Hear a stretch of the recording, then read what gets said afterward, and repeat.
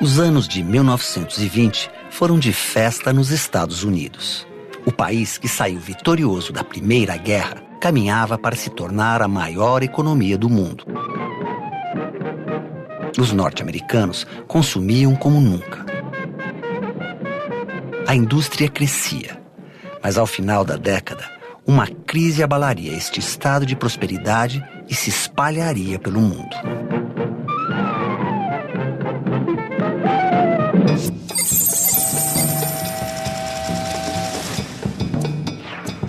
A Primeira Guerra Mundial deixou um rastro de destruição na Europa. As plantações estavam arrasadas, as cidades destruídas e as indústrias inativas. Já os Estados Unidos entraram tarde na guerra e não tiveram combates em seu território. Foram os maiores beneficiados com o conflito. Os Estados Unidos vão ter aí um protagonismo muito importante. Porque se durante a Primeira Guerra eles puderam desenvolver a sua indústria, desenvolver a sua agricultura em função de uma demanda dos países em guerra, o pós-guerra significou para os Estados Unidos uma continuidade dessa, digamos, política de produção para um mercado que naquele momento era um mercado bastante ampliado e que implicava investimentos, né, que alimentavam o desenvolvimento do capitalismo norte-americano. A década da prosperidade é considerada a década de Vinci, certo? Ela foi uma década de prosperidade econômica, forte crescimento econômico e grandes mudanças em função desse crescimento, certo? A principal consequência da Primeira Guerra Mundial para a economia norte-americana foi, externamente, que a economia norte-americana se tornou a primeira economia do mundo. O capital norte-americano foi fundamental para recuperar os países europeus. Empréstimos públicos e privados ajudaram a reconstruir países como a Alemanha. Enquanto, aos olhos do mundo, os Estados Unidos eram a tábua de salvação, internamente, o país passava por grandes transformações sociais. A volta dos ex-combatentes, em especial dos ex-combatentes negros, promoveu duas mudanças importantes. Em primeiro lugar, para eles foram oferecidas facilidades para a sua reinserção na vida civil. Eles tentaram se transformar todos em pequenos empresários, em pequenos comerciantes, etc. Em segundo lugar, os negros voltaram com uma nova consciência de sua situação, certo? Tinham arriscado a sua vida pela pátria, portanto, eles queriam serem tratados como cidadãos iguais aos outros. Na verdade, a origem do movimento dos direitos civis se encontra nesse momento, certo? Ele teria que percorrer ainda 5 décadas, certo, até conseguir impor majoritariamente as suas reivindicações. Mas, de qualquer maneira, os negros tinham uma nova consciência e, portanto, passaram a ocupar um novo lugar na sociedade.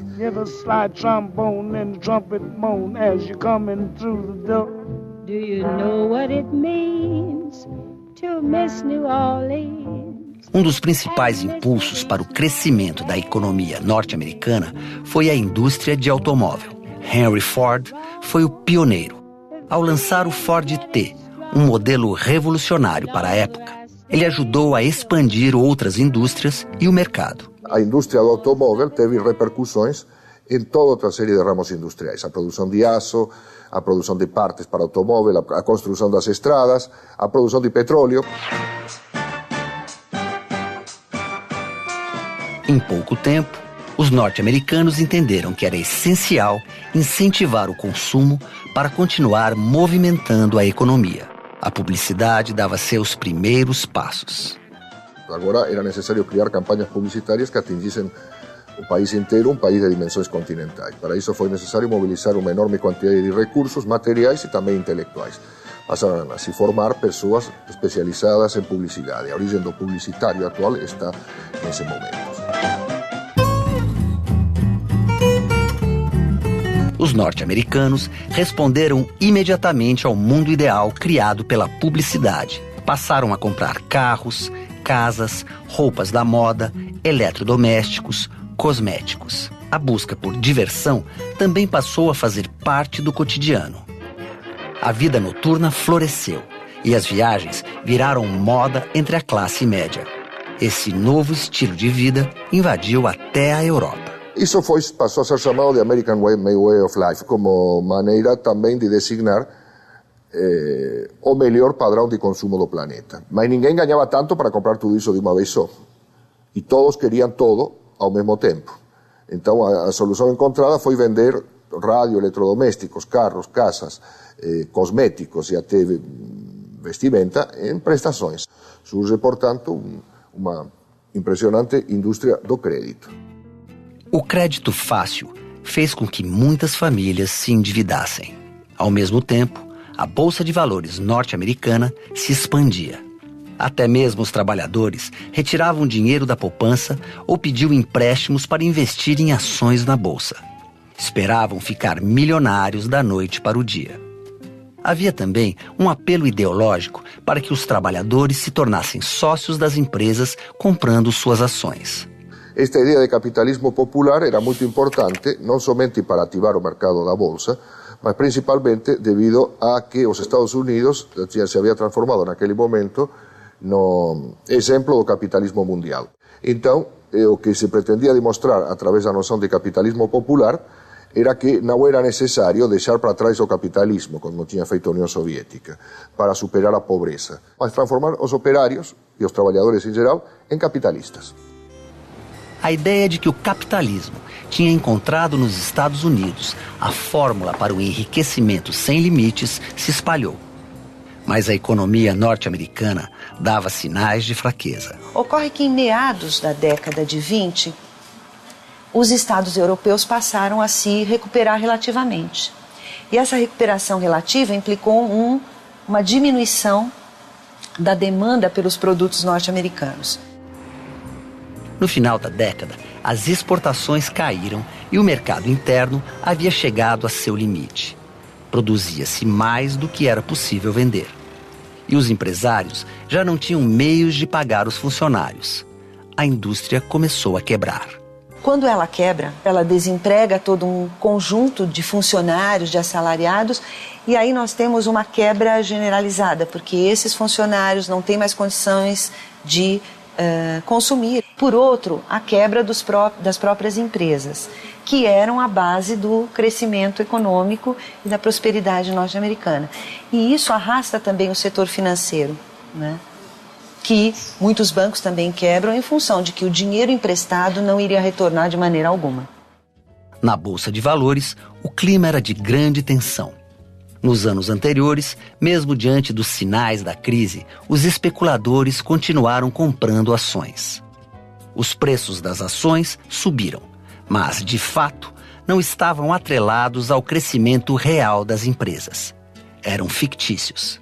Não existia uma base material para toda essa riqueza negociada em papéis. A produção não era correspondente aos valores negociados na Bolsa. Numa quinta-feira de outubro de 1929, a bolha estourou. Todos tentavam vender as ações que tinham e os preços desabaram. O pânico se alastrou.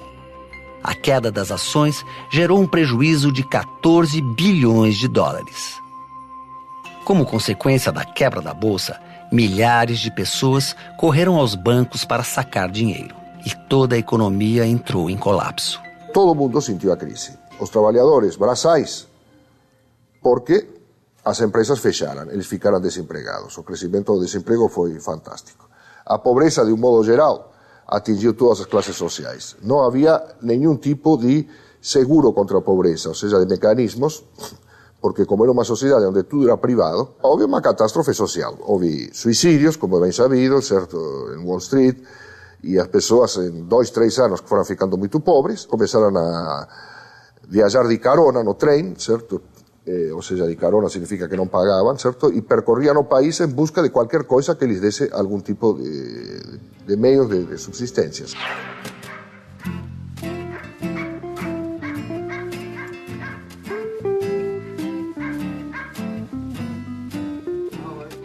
Baseado no livro do escritor John Steinbeck, o filme As Vinhas da Ira é um retrato desse período.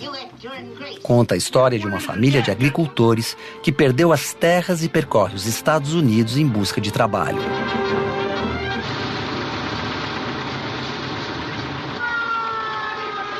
Ao chegar a outros estados, é recebida com violência.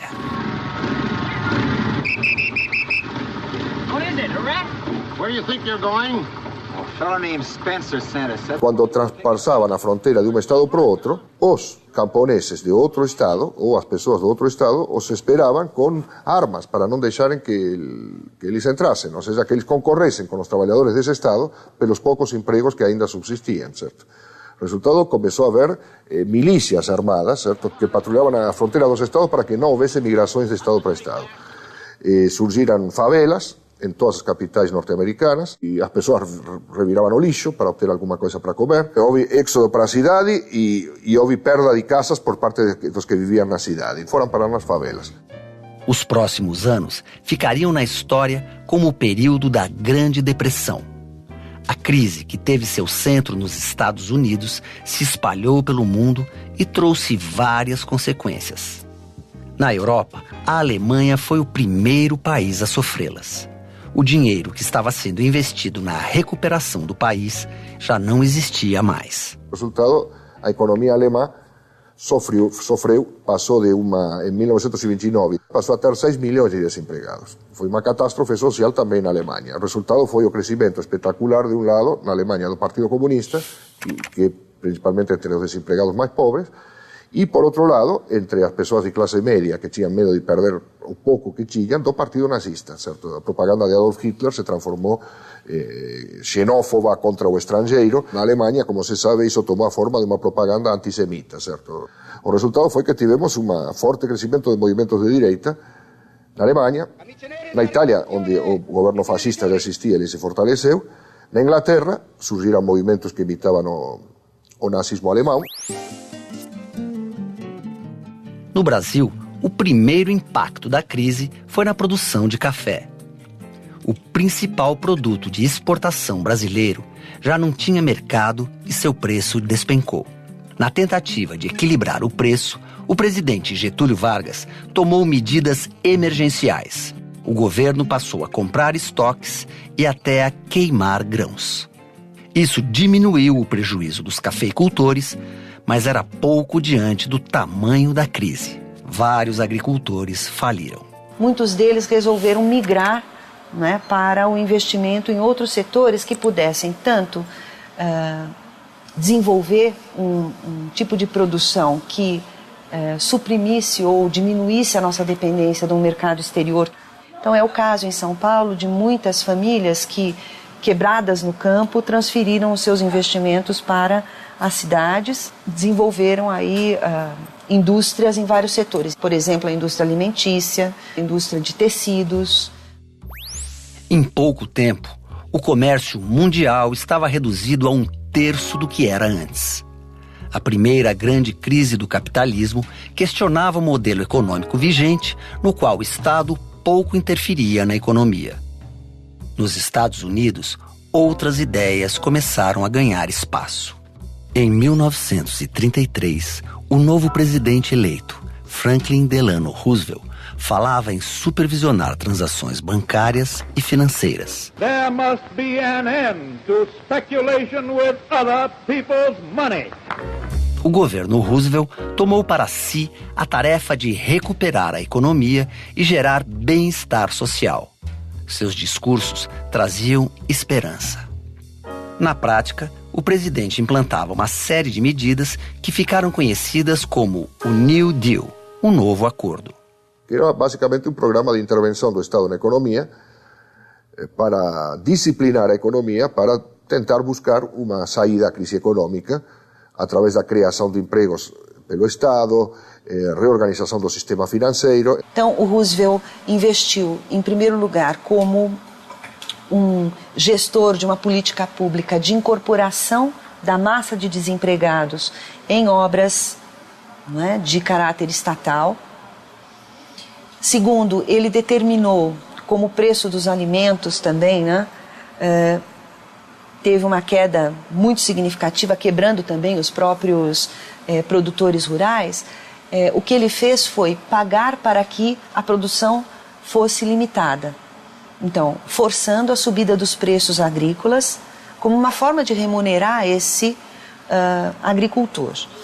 Por outro lado, ele também investiu na indústria. De que maneira? Ele criou um salário mínimo, né? Criou uma legislação social que pudesse dar condições a essa população de ser novamente consumidor, mesmo com um salário menor.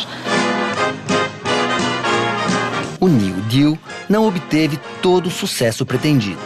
Conseguiu reduzir a pobreza e o desemprego por algum tempo. Mas a economia norte-americana só se recuperaria mesmo com a Segunda Guerra Mundial e a movimentação na indústria de armas. Os anos de 1920 foram intensos e contraditórios. A crise de 1929 deixou questões que até hoje são debatidas. Há como evitar as crises no capitalismo? Por que elas se repetem?